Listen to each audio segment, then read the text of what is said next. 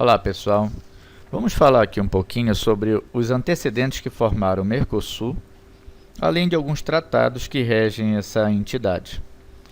Os antecedentes de uma integração latino-americana eles remontam ao pan-americanismo, que foi criado pelo Simón Bolívar no século XIX.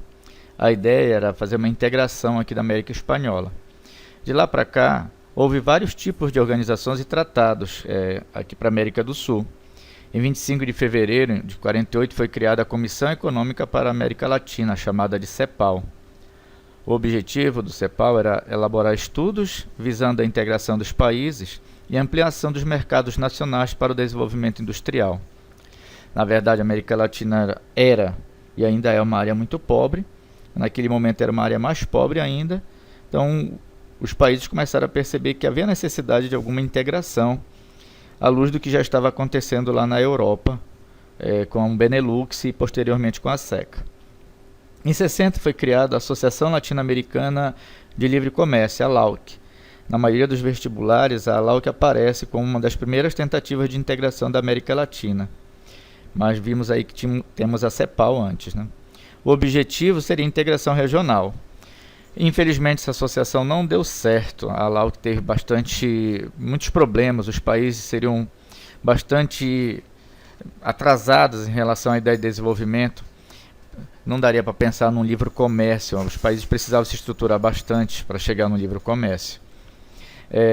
Além disso, também a LAUC foi sabotada pelos Estados Unidos. Os Estados Unidos não concordaram com essa ideia da América Latina se organizar e de alguma forma acabaram tirando todo o apoio que essa associação poderia vir a ter.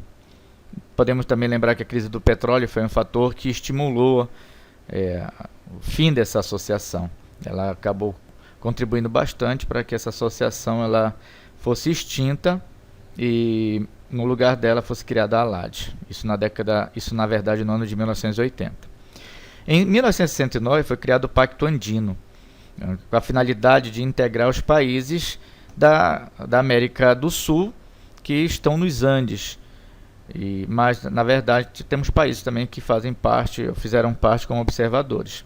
Os países seriam a Bolívia, Colômbia, Equador, Peru e Venezuela.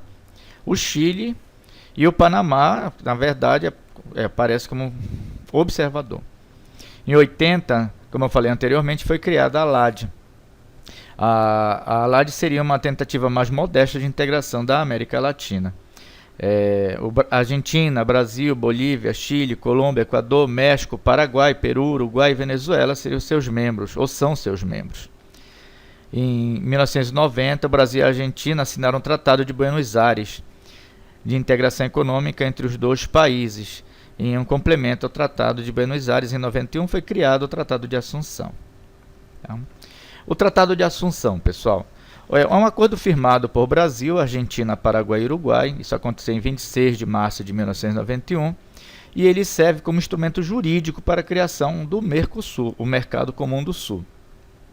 Esse documento ele procura estabelecer o livre comércio entre os países, eliminar as barreiras comerciais, políticas e sociais entre seus membros em um prazo estabelecido. A Venezuela entrou como membro efetivo do bloco em 2012. Em julho de 2012, a Venezuela passa a ser o quinto estado parte do Mercosul, ou seja, o membro efetivo. Com a entrada da Venezuela, o bloco passou a contar com uma população de 270 milhões de habitantes, um PIB em torno de 3 trilhões, equivalente a cerca de 80% do PIB sul-americano, e 70% da população da América do Sul. Infelizmente não é uma população que a gente possa dizer que é uma grande consumidora, mas é em potencial. A entrada da Venezuela dependia da aprovação do governo paraguaio, pessoal. Mas nós vamos ver depois que o governo paraguaio, na verdade o Paraguai vai ser suspenso por conta de um golpe que foi dado no seu presidente. E aí os países do Mercosul, Brasil, Argentina e o Uruguai, aproveitaram e colocaram a Venezuela para dentro. Na verdade, a Venezuela já fazia parte do Mercosul, mas não era considerada por todos os membros um membro efetivo. Desde a assinatura do Tratado de Assunção, o Mercosul já experimentou algumas fases de integração. A primeira que se deu se deu pouco depois da celebração do documento, que foi de implementação. Em seguida, houve o período de união aduaneira, né? Lembra da união aduaneira, né, pessoal? Quando nós vamos ter as mesmas TICs e TECs. E, atualmente, presenciamos uma consolidação do bloco, né? Apesar dos problemas que o Brasil tem enfrentado, o Mercosul é a alternativa para estes países. Temos países associados também no Mercosul, que seriam o Chile, o Peru, o Equador, a Colômbia e a Bolívia. E ainda o membro observador, que é o México. Os associados participam como convidados das decisões tomadas pelos países membros nas reuniões, né? Tratam dos direitos comuns, mas não possuem o direito a voto. Eles podem até falar, dar uma opinião, mas votar eles não podem. E o México não é um participante oficial do Mercosul, ele apenas participa com opiniões em assuntos que sejam de seu interesse, daí ser um membro observador. É importante também destacar, pessoal, o Protocolo de Ouro Preto. O Protocolo de Ouro Preto é o primeiro segmento do Tratado de Assunção. Ele estabelece as bases institucionais para o Mercosul. Ele recebe esse nome porque ele foi assinado lá no dia 17 de dezembro de 1994, na cidade de Ouro Preto, em Minas Gerais. Na verdade, ele é complementar às bases institucionais do Tratado de Assunção. Como destaque desse protocolo, eu posso dizer que ele vai promover a estrutura orgânica intergovernamental, que significa que são sempre os governos que negociam entre si, não existindo órgãos supranacionais. Então isso reforça o papel do Estado dentro do Mercosul, uma coisa que eu sempre falo, que são os governos, os estados que fazem os blocos econômicos. E também prevê um acordo na verdade estabelece o Mercosul como um acordo de personalidade jurídica.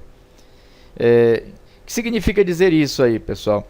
Que o Mercosul, tanto a nível mundial, se estabelece, se entende como uma entidade jurídica, podendo entrar a nível de OMC ou similares, requisitando seus direitos, bem como também os acordos que são tratados dentro do Mercosul, eles têm um caráter jurídico. Se a Argentina estabelece, se o Mercosul estabelece que os países devem cobrar determinado imposto sobre determinado produto, e um dos países se negar a fazer isso, os demais podem entrar realmente numa corte jurídica para exigir que aquele país cumpra os seus direitos e as suas obrigações em relação ao Mercosul.